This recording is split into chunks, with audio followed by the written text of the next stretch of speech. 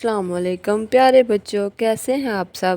آج ہم آپ کو سنانے جا رہے ہیں کہانی چلاک چڑیا کی۔ ایک دن ایک چڑیا گائے کے قریب دانے چگ چگ کر کھا رہی تھی کہ اچانک گائے نے اس کے اوپر گوبر کر دیا۔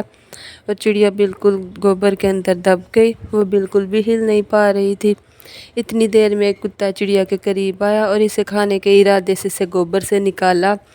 چڑیا نے سوچا کہ کس طرح میں اس سے اپنی جان بچاؤں۔ اس نے ایک ترکیب لگائی۔ اس نے کہا، پیارے کتے، تم تو اتنے خوبصورت جانور ہو، کیا تم مجھے ایسے ہی گوبر میں لپٹی ہوئی کھاؤ گے؟ تمہیں تو چاہیے کہ مجھے اچھی طرح دھو لو پھر مجھے کھاؤ۔ کتا چڑیا کی باتوں میں آ گیا۔ وہ قریب اسے نل کے پاس لے کے گیا اور اسے اچھی طرح دھویا، پھر اسے کھانے لگا۔ پھر چڑیا نے کہا، پیارے کتے، تم مجھے ایسے ہی کھاؤ گے؟ تمہیں تو چاہیے مجھے اچھی طرح سکھا کے پھر مجھے کھاؤ تاکہ تم مزے سے مجھے کھا سکو۔